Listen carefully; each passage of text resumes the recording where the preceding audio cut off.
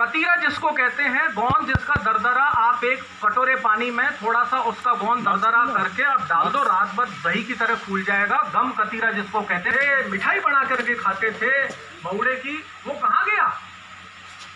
लेकिन वो नहीं काम में आता है महुआ। डोड़मा का तेल, महुए के बीज का तेल, डोड़मा का तेल घी का बाप है।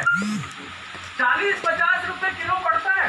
डोड़मा का बीज इकट्ठा करके आप उसका तेल निकलवाओ, 40-50 रुपए किलो पड़ता है। देशी घी का बाप है। आप राठी गाय का 2000 रुपए किलो का घी खरीदने में बहुत शान समझते हैं। डोड़मा का घी आप तेल खाओ तो सर्दी में जम जाता है घी की तरह और पिघल जाता है धूप में। सुपर न्यूट्रिशियस, भयंकर ताकत देने वाला, उसकी इज्जत खत्म हो गई। उसके साथ गंवार, हवन जिसको कहते हैं, ये पेड़ वाद्य यंत्र बनाने में जिसकी लकड़ी काम में आती थी, उस पेड़ की जो है वो खत्म हो गई। चलिए, ये बहुत सारे दूसरे जो छोटी छोटी हर्ब हैं, आज आप अश्वगंधा चूर्ण लेने के लिए भाग रहे हैं बाजार में। अरे अश्वगंधा आपके आसपास खड़ी होती है। आप इस इलाके में बाहर चलेंगे मेरे साथ में, आपको यहाँ पर अतिबला, अश्वगंधा, पुनर्नवा, गोखरू, ये सब आपको फोकट में यहाँ पर आपको किलो भर जो है वो मैं आपको ओके जो है वो अब आपको मालूम पड़ जाएगा।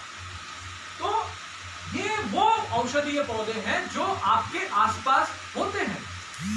इनको पहचानना जरूरी है, इनको समझना जरूरी है, इनको बचाना जरूरी है।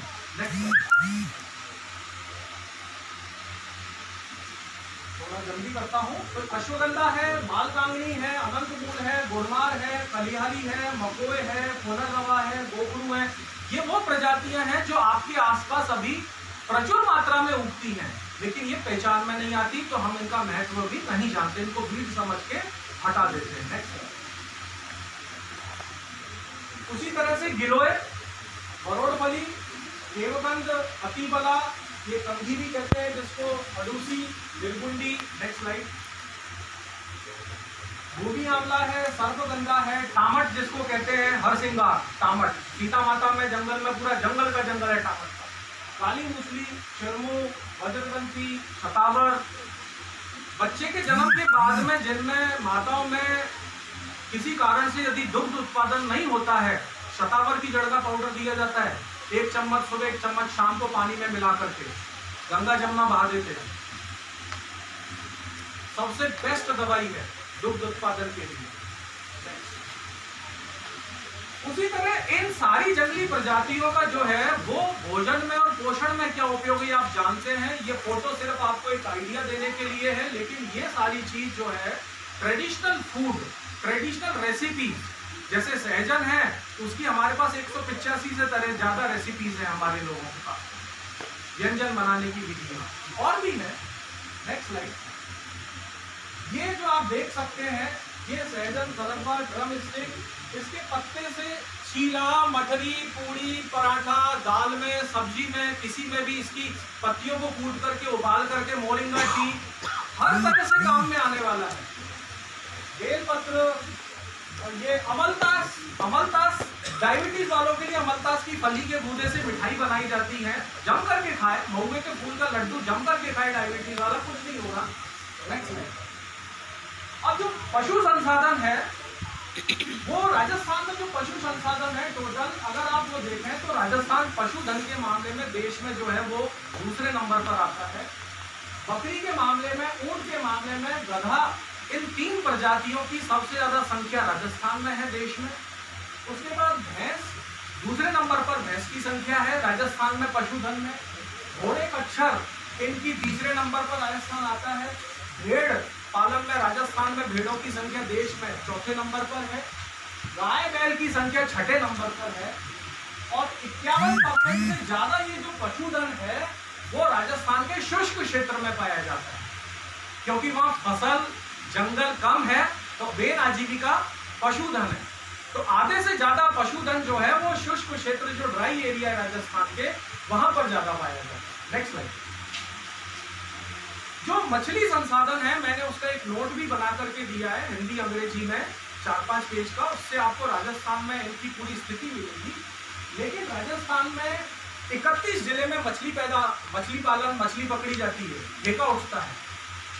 उनमें यदि देखा जाए लास्ट ईयर 1,16,000 किलो मछली जो है वो राजस्थान में पकड़ी गई है।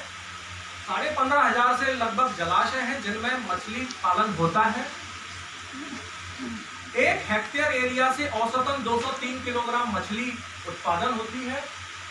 16,500 से ज्यादा मछुआरे मछली पालन पर राजस्थान में निर्भर हैं आजीविका के लिए। 3 जलाशय हैं जयसमंद का, ये उदयपुर की जयसमंद झील, डूंगरपुर की कटाना और बांसवाड़ा का माही, जहां लोकल समुदाय को ही मछली पकड़ने का अधिकार है। यहाँ ठेका होता है केवल खरीद का। लोकल भील मीणा जो समुदाय है वही मछली पकड़ता है। और इनकी गांव में मत्स्य उत्पादक सहकारी समितियां बनी हुई हैं। जयसमंद में 23 है, कटाना में 18 है, माही में 17 है। और हर समिति का एक व्यवस्थापक वहीं का मछुआरा होता है, जैसे गोविंद मीणा जी को हमने यहाँ पे लाया हूँ। और ये व्यवस्थापक उन मछुआरों के डेली तुलाई का हिसाब रखते हैं। उस तुलाई के हिसाब से ठेकेदार पैसा देता है उनके खाते में और मछुआरों को प्राप्त होता है। इनके भी मुद्दे हैं। तो ये मछुआरों की स्थिति है। ये जो 3 जलाशय हैं जयसमंद, माही, कटाना, इनके लगभग 7,000 मछुआरे इन मत्स्य उत्पादक सहकारी समिति में पंजीकृत सदस्य हैं। Next slide. ये यहाँ की मछलियों की मेजर जो मछलियां हैं, प्रमुख मछली प्रजातियां हैं जो यहाँ कैच होती हैं। मैंने इसमें अफ्रीकन तिलापिया मछली को नहीं लिया क्योंकि उसने यहाँ की इन मछलियों को सत्यानाश करना शुरू किया है, तो तिलापिया इसमें नहीं लिया, ये देशी प्रजाति है। Next slide. राजस्थान में कुछ अधिनियम है जहां स्थानीय लोगों का उनके साथ सीधा सरोकार बनता है, प्राकृतिक संसाधनों पर अधिकार को लेकर के, प्रबंधन को लेकर के, उनके ऊपर नियंत्रण को लेकर के। और उन कुछ अधिनियम नियम उनका मैंने यहाँ पर आपको यहाँ उनकी लिस्ट दी है। इसमें मैं जो सिर्फ फोकस करना चाहता हूँ सबसे बड़ा वो है वन सुरक्षा प्रबंधन समिति और पारिस्थितिकी विकास समिति। सारी फॉरेस्ट डिवीजन में बनती है, सारी रेंज में बनती है। इनके सारे लोगों को सबसे पहले क्या होता है, बाकी के लोग मेंबर गांव के होते हैं। रिजर्व, सेंचुरी, नेशनल पार्क, कोई भी एरिया, वन सुरक्षा प्रबंधन समितियां अंगूठा छपवाने के अलावा कोई निर्णय, कोई सलाह मशवरा कुछ नहीं होता। तो हम मेंबर बनने का सुख क्यों ले रहे हो? ये जो फोटो है इनमें आपको हर फोटो की कहानी है। ये सीता माता सेंचुरी में रूफ टॉप टाइल जो केलेडी ऊपर के जो अपनी छत बनाने की है वो लोकल निर्माण हो रहा है। ये झाड़ोल में अपने वन अधिकार के लिए लोग अपना दस्तावेज तैयार कर रहे हैं। ये जयसमंद सेंचुरी के अंदर जल ग्रहण का काम में ईडीसी मेंबर शामिल हैं। और ये चित्तौड़ दारियाबाद के इलाके में तेंदू पत्ता संग्रहण करती हुई, सरगोजा लाती हुई महिलाएं हैं। तो आपका बहुत बहुत धन्यवाद। ये जो पूरी लाइट में जो पूरा आइडिया आप लोगों के सामने प्रस्तुत किया, ये पूरा इंफॉर्मेशन प्रस्तुत करने का प्रयोजन, क्योंकि जो टोटल टाइटल और टॉप का सब्जेक्ट क्या रहेगा थीम, उसमें लास्ट तक चेंज फाइनलाइजेशन में रहा। तो मैं जो बना करके लाया हूँ प्रेजेंटेशन, वो आप लोगों को ये बताने के लिए लाया हूँ कि इन सब चीजों को जमीनी स्तर पर जानना जरूरी है और फिर इनके ऊपर बात करना जरूरी है। बिना जमीनी स्तर पर चीजों को जाने यदि हम उनके ऊपर बात करते हैं, उनका क्या स्टेटस है, उनका क्या डिस्ट्रीब्यूशन है, उनका क्या यूज है, उनका क्या इंपॉर्टेंस है, उनकी क्या परंपरागत महत्व है, इसको जानना बहुत ज्यादा जरूरी है। बाद में खुली चर्चाओं में आपके कोई सवाल होंगे, मैं आपके साथ दोनों दिन हूँ और कुछ भी आप चर्चाएं करना चाहें मैं आपके साथ हूँ। धन्यवाद।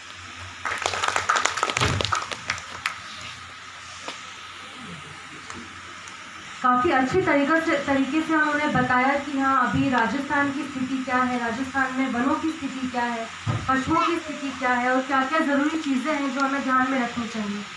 मैं उनका बहुत बहुत धन्यवाद करती हूँ। और डिस्कशन का जो, क्योंकि हम थोड़ा समय से पीछे चल रहे हैं और बहुत देर से शुरू हुआ, तो मैं आपसे गुजारिश करूँगी कि अगर हम लंच का टाइम जो होता है, टी ब्रेक का टाइम जो होता है, हम उस समय जो है बात कर लें और डिस्कशन में थोड़ा उसको वहाँ पे हम आगे ले जाएं।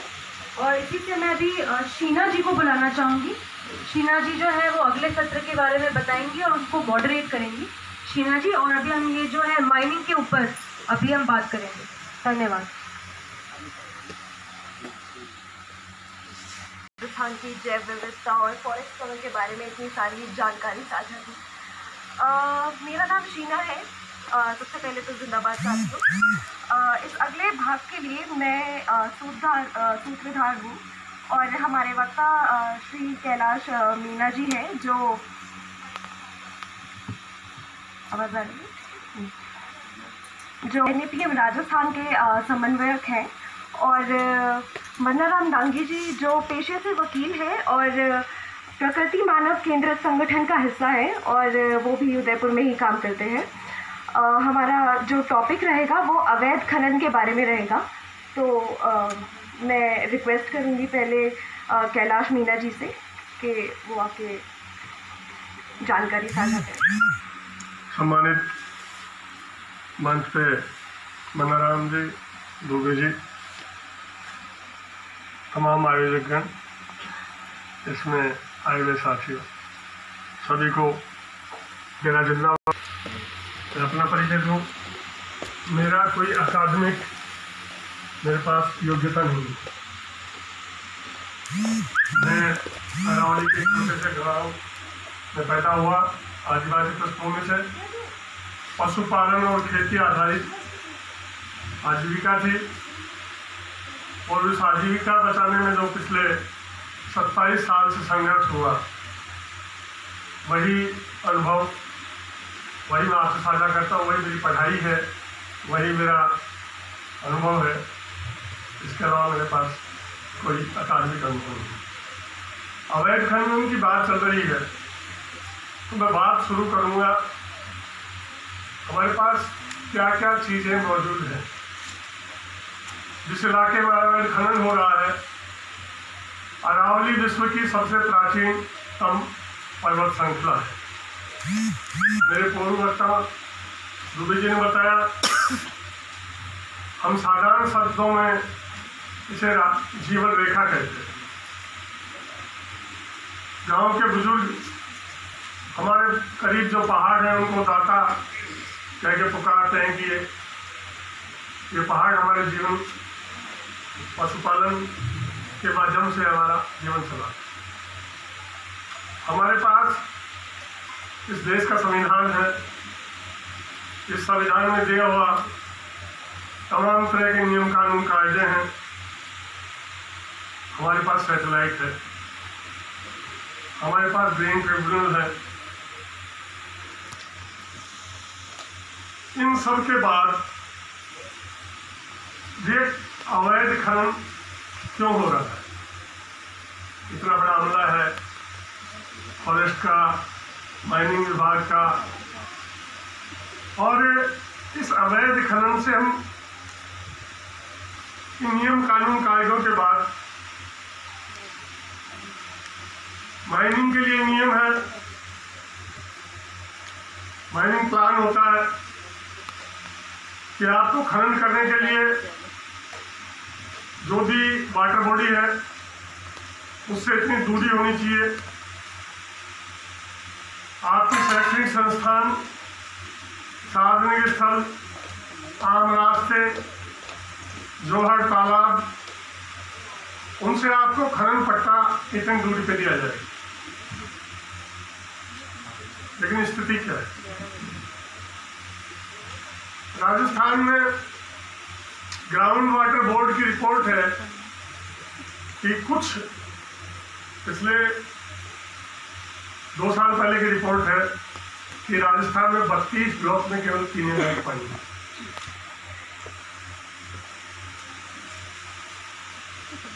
राजस्थान में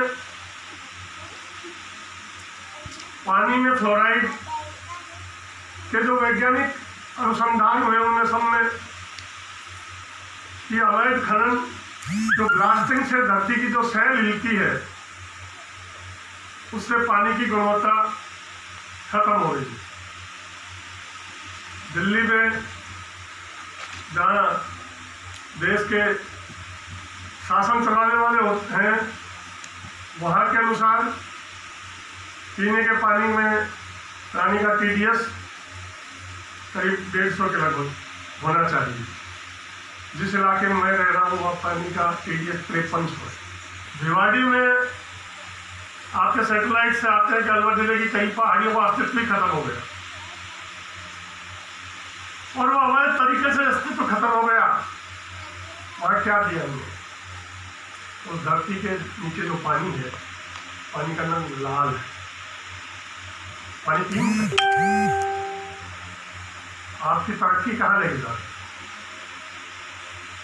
कुदरत ने हमको साफ हवा कुदरत ने दी कि सरकार ने दी। पानी कुदरत ने दिया है, किसी सरकार ने दे दिया। अरावली कुदरत की बनाई हुई है, किसी सरकार की बनाई हुई नहीं। इन तमाम के बीच में सरकारी दावे, हमारी खैर ख्वाही के दावों के बीच, हमारी तरक्की और विकास के बीच इस अवैध खनन मुनाफे की हवस में हमें कहाँ पहुंचा दिया। आज सेटेलाइट से कल के उसमें बड़ी सत्ता थी, भास्कर पे छापा पड़ गया। ये सेटेलाइट तो पहले से भी था। क्यों नहीं सरकार माइनिंग डिपार्टमेंट, एक डिपार्टमेंट और है पॉल्यूशन कंट्रोल बोर्ड, ये अजीबोगरीब डिपार्टमेंट, केवल कोई एप्लीकेशन दे उस पर निर्धारित है कि वहीं से लिख के देते हैं, आपको सम्मति दी जाती। सूचना के अधिकार के तहत मैंने पूछा कि कितनी यूनिट चल रही है आपने, किसका, तो क्या इंस्पेक्शन नहीं करते हैं? भाई बगैर इंस्पेक्शन किए कैसे दे देते? आपने जाके जगह देखी थी? जिस जगह माइन या क्वेरी चल रही है वहां जाके आप देख सकते नहीं, बगैर देखे आपको किसने अधिकार दे दिया लोगों से जीवन से लड़ने? क्योंकि